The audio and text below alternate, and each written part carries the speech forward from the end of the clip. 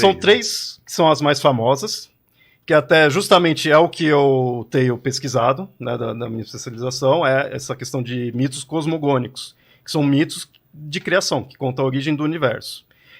O mais famoso dos egípcios, mais famoso, mais popular, que você pesquisar rápido você encontra, é o que é de Heliópolis. Acho que você pode deixar ele por último. Que a gente depois pega ele e Boa, continua. boa. Porque o dele é também o mais detalhado. Sim, e os outros puxam ele. Tá bom. Então, tem esse de Heliópolis, que é o nome de uma cidade. Tem o de Mênfis, que é uma outra cidade. E aí, no caso, que nem o deus principal dali é o Ptah. Aí o de Mênfis, esse deus Ptah é um deus... Ele tem muita aparência de uma múmia, então ele também é meio esverdeado. Tem uma imagem que eu coloquei que tem todos os deuses. Dá pra dizer que tem vários juntos, e lá vai ter o Ptah. Aí ele é o tipo deus... os Vingadores, assim, vai ter essa imagem. basicamente. Aí, ó.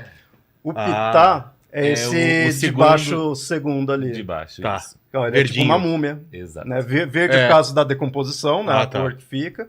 E ele tá branco ali que ele é mumificado, né? O Osíris também é mumificado, mas aí a gente deixa pra daqui a pouco. E aí esse Ptah, ele, na cidade de Mênfis, tem uma pedra, que é a Pedra de Shabaca, que é o que conta a origem do mito de criação, e mostra que desse deus foi que emanou tudo. Sabe? Aí emanou os outros deuses, emanou a criação. Sim. Então ele é o primeirão, e ele, muitas vezes é dito que ele criou pela palavra. Então é dito assim, como que ele criou? Ele pensou em criar e falou, e foi se criando, né? Então dá para fazer algumas comparações com algumas religiões, até essa coisa, né, de falar, né, de um verbo, né, alguma coisa assim, dá para fazer umas certas comparações. Né? E aí esse é o de Mênfis. E aí puxa, mas eu vou deixar um pouco para depois, puxa um pouco das outras cidades. Uma outra que é bem interessante é a do... e só um parênteses. Há quem diga, tem uma hipótese forte, que o nome Egito vem desse deus. Ah, é? Porque seria o templo de Ptah. E aí em egípcio, não vou saber pronunciar aqui, mas você iria traduzir e aí a palavra foi transformando até virar Egito. Por isso que muitas outras línguas colocam Egito com P, né? Egipto.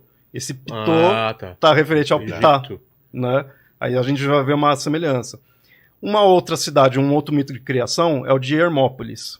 Que é o de Hermópolis, e todas essas daí também tinha variações dentro delas, né? Do Hermópolis, ele tem a Ogdod, que é um grupo de 8 deuses, que na verdade são 4 casais. E eu acho bem interessante esse de Hermópolis, porque assim, no Egito em geral a gente tem deus do céu, do mar, né, essas coisas naturais.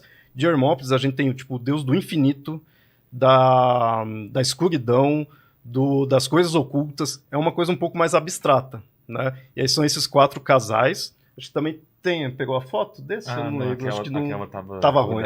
Mas assim, são 8 deuses, 4 casais, com cabeça de sapo e cabeça de cobra. Por isso que a gente falou de animal, é bem importante. E eles são chamados dos deuses da pré-criação. Porque eles falam, vamos criar ali. E aí, depois que eles falam, vamos criar, que aí começam as alterações. Essa cidade, ela dá bastante importância para um deus também bem famoso chamado Tote, que é um deus escriba, deus dos escribas, deus do conhecimento, e nessa cidade é bem importante, então em algumas versões põe que esses deuses criaram um ovo, desse ovo veio toda a criação, e inclusive o Tote. Tem outros que põem que o Tote é anterior. O Tote tá na imagem, é o terceiro. É o terceiro de cima. Isso. Você vê que ele tá com uma canetinha. Exato. Ele, né, deus dos escribas. Deus do conhecimento, né? E aí nessa cidade, então, tem as variações. Às vezes põe que o Tote, que é o anterior, e criou todos, mas sempre aquela coisa. Surgem os primeiros deuses, vamos criar. E aí a gente vai para Heliópolis, porque esse vamos criar puxa a narrativa de Heliópolis, que é o mais popular, que é Atum, o deus Atum, o nome dele é Atum, ou às vezes você vai encontrar como Ra, que Ra significa sol, né? É o deus sol, ou Atum-Ra, por isso tem um monte de nome. E aí ele nasce de um mar primordial, um oceano primordial. Isso é uma coisa que é muito comum em muitas culturas. Tem um mar primordial. Essa que ele vai falar agora tem uma imagem só dela, que é a Grande Enéade. Tá.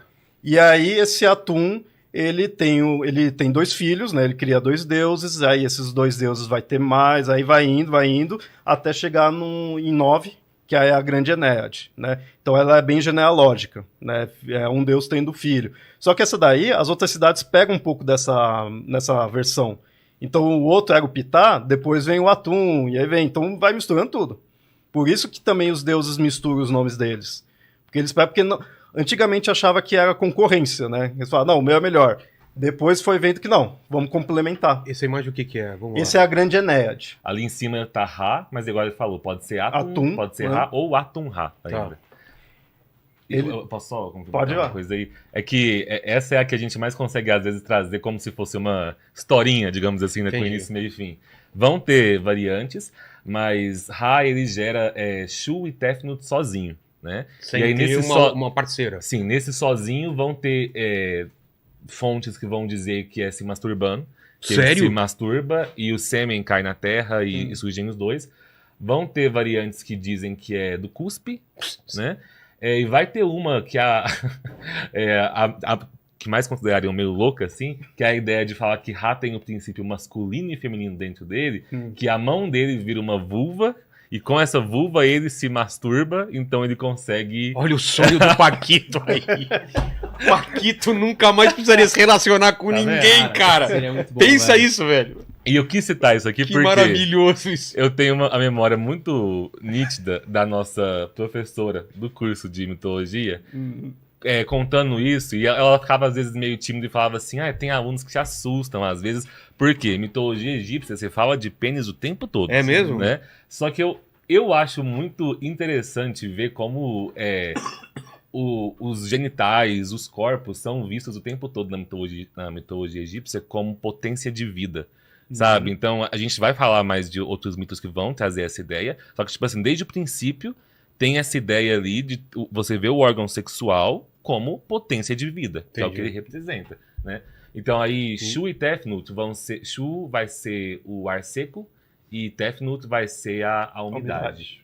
Né? Pô, que interessante. Eu tava te atropelando porque eu queria chegar pra falar da Nut, mas você ia comentar mais sim. alguma coisa Não, ali? à vontade, à vontade. Por que que eu vou comentar da Nut, até mandando um aceno aqui pra minha irmã que edita os vídeos, que a minha irmã é fãzaça da Nut Ah, por é? causa da história dela, que é o seguinte. Shu e Tefnut aí já tem uma relação ali masculino e feminino, né? Tá. E eles vão gerar os dois filhos, que vão ser Geb, ou Jeb, dependendo da pronúncia aí, e Nut. Geb é a terra, Nut é o céu. E aí, você tá vendo que Nut, ela tá numa posição de 4, ela tá arqueada, assim? Certo. É porque os dois... É abóbada? Os dois... Seguiram. Seria a abóbada. Eles se apaixonaram, né? Geb e Nut. Só que o deus Ra, ele tinha... Digamos como se fosse uma profecia de que um filho de Nut iria destroná-lo. Sim. Né? Iria ocupar o lugar que ele tinha. Então ele não queria isso, então ele pediu que Shu se colocasse entre Geb e Nut e impedisse eles de se encontrarem. Então ali eles estão separados na imagem, mas se você vê que o Shu tá com as mãozinhas para cima assim, é porque ele fica em cima do Geb, que é a terra, segurando a Nut, por isso que ela fica nessa posição. Que é onde. Acho que inclusive tem uma imagem aí também que é da Nut e o Shu segurando ela dessa forma. Essa daí. Que aí ali, ó, seria embaixo tá o Geb, que é a terra. Olha que legal. No meio ali tá Shu, que é o ar seco, né? E a Nut como céu. Só que aí o interessante é que, mesmo assim, ela conseguiu engravidar do Geb. E aí ela vai ter 4 ou 5 filhos, dependendo da versão. Aí termina com os 4 aí, que depois eu falo da... Vou voltar para outra imagem, então. Esses 4, talvez você pode dizer que talvez sejam os mais populares aí atualmente, porque são 2 casais, que aí é o Osíris e Ísis, são irmãos e são casais, né? E Osíris e Ísis, e Néftis e Sete. Aí até eles já perdem um pouco essa coisa de ser de um elemento da natureza, e já ficam um pouco mais civilizado, assim, né? Mais coisa relacionada aos conceitos de uma civilização, e bem mais assim personificado mesmo, né?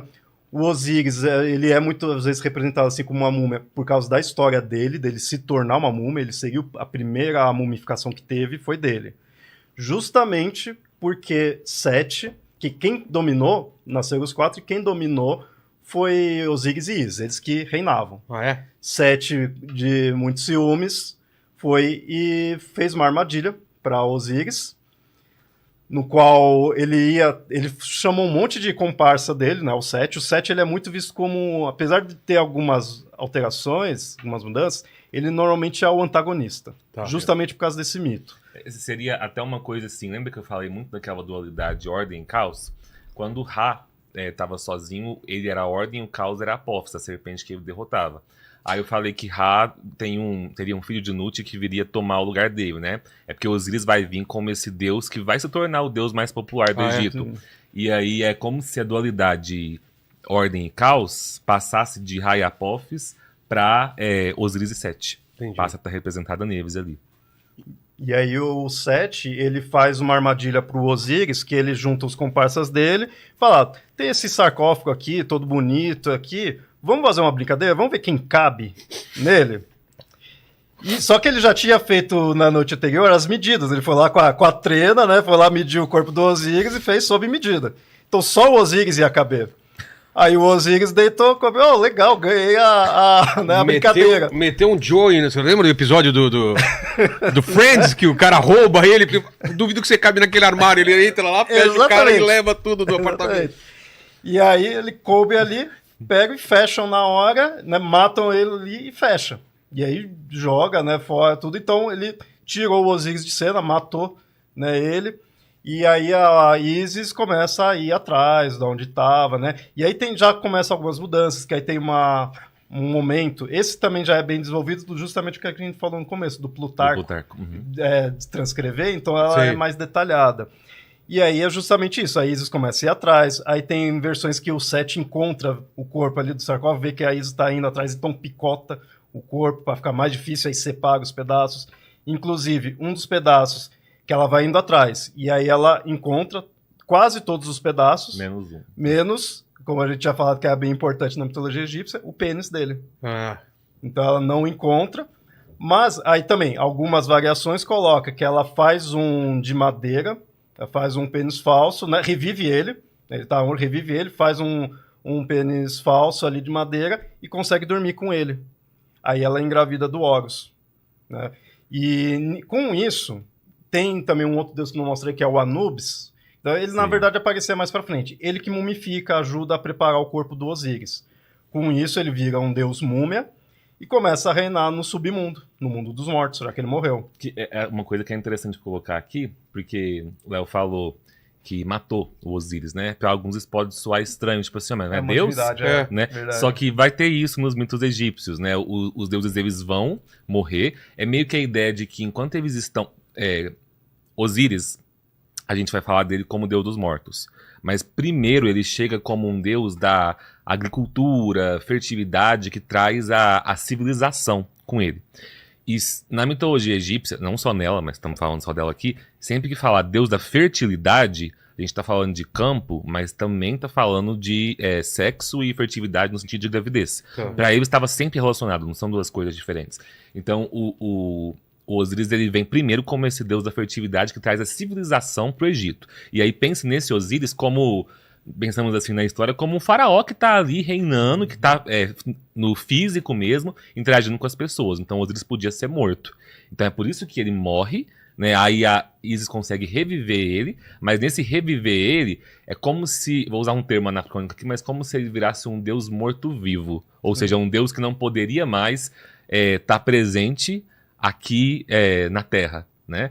Até porque ele, enquanto deus da fertilidade, ter perdido o pênis, que é o símbolo da fertilidade, é como se, tipo assim, precisamos mudar o Osíris de departamento. É basicamente isso.